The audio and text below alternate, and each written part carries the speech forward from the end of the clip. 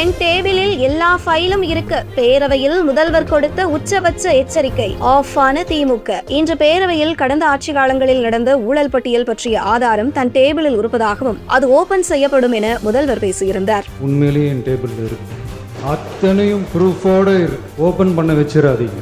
இன்று பேரவையில் முதல்வர் முக்கிய விஷயங்கள் குறித்து விவாதிக்கும் போது கடந்த கால திமுக ஆட்சியில் நிகழ்ந்த முறைகேடுகள் பற்றி பேசினார். ஒரு 3 டிபார்ட்மெண்ட்ல இருந்து ரிவ்யூ பண்ணி அந்த ஃபைல்ஸ்லாம் என் டேபிள்ல இருக்குன்னு சொன்னாரு. அது ஏதோ போற போக்கில் அவர் சொல்லல, உண்மையிலேயே என் டேபிள்ல இருக்கு. இந்த ஊழல் புகார் குறித்து முதல்வர் பேசும்போது எனது பார்வைக்கு இந்த ஃபைல்கள் வந்துள்ளது என முதல்வர் சொன்னது யாரும் எதிர்பாராத ஒன்றுதான். தற்போதைய ஊழல் வழக்குகளில் முன்னாள் அமைச்சர்களான ஏவ வேலு மற்றும் KN நேரு விரைவில் கைது செய்யப்படுவார்கள் என தெரிகிறது. ஏற்கனவே ஊழல் வழக்குகளில் சிக்கிய செந்தில் பாலாஜி தற்போது ஜாமீனில் வெளியே வந்துள்ளார். முதல்வர் ஊழல் பட்டியல் குறித்து பேசியது திமுகவினர் மத்தியில் அதிர்ச்சியை கிளப்பிய ஒன்றாக இருக்கிறது. குறிப்பாக கடந்த கால திமுக ஆட்சியில் சில அமைச்சர்களின் கீழ் இயங்கிய துறை சார்ந்த அதிகாரிகளும் பல்வேறு முறைகேடுகளில் ஈடுபட்டுள்ளதாக சொல்லப்படுகிறது. தற்போது அதற்கான காரணங்களும் முதல்வர் முன் அமைச்சர் மரிய வில்சனால் சமர்ப்பிக்கப்பட்டுள்ளதாக தெரிகிறது. இன்று காலை முதல்வர் ஊழல் குறித்து பேசுகையில் சாமானிய மக்களும் அந்த ஆதாரத்தை சீக்கிரம் வெளியிட வேண்டும் என்ற கோரிக்கையை வைத்து வருகின்றனர். நாளுக்கு நாள் நடந்து வரும் தமிழ்நாடு சட்டப்பேரவையில் காரசார விவாதம் மூலம் கவனம் பெற திமுகவின் அடுத்தடுத்த ஊழல் பட்டியல் பற்றிய செய்தி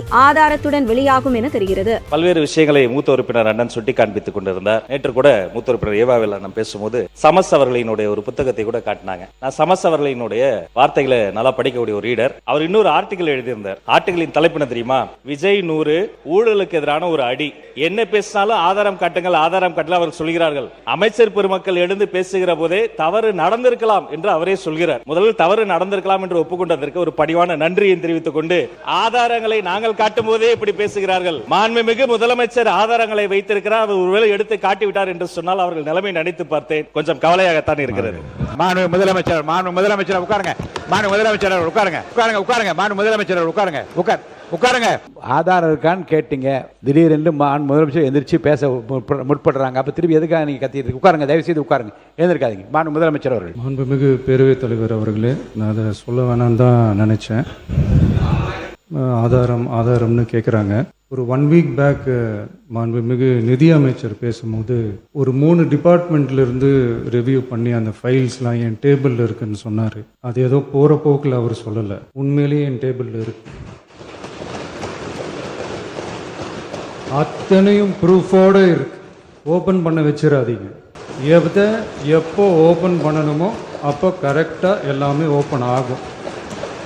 மாண்புமிகு இந்து அறநிலையத்துறை அமைச்சர் அவர்கள்.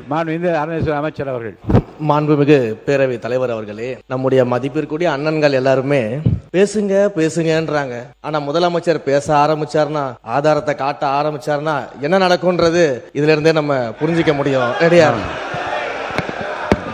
மாண்பு முதலமைச்சர் அவர்கள். மாண்புமிகு பேரவைத் தலைவர் அவர்களே, மக்கள் கிட்ட எப்போ பேசணும், என்ன பேசணும், எப்படி பேசணும் எல்லாம் பேசிட்டு தான் அன்பா ஆசையா எங்க எல்லாரையும் கொண்டாந்து உட்கார வச்சிருக்கிறேன். நான் பேசுவேன், பேசக்கூடாதுன்னு ஒன்றும் இல்லை. இடைத்தேர்தலையாவது சில பேருக்கு நல்லது நடக்கணும்ல. தினசரி முக்கிய செய்திகள் மற்றும் அப்டேட்களுக்கு TN Wire News சேனலை ஃபாலோ செய்யுங்கள்.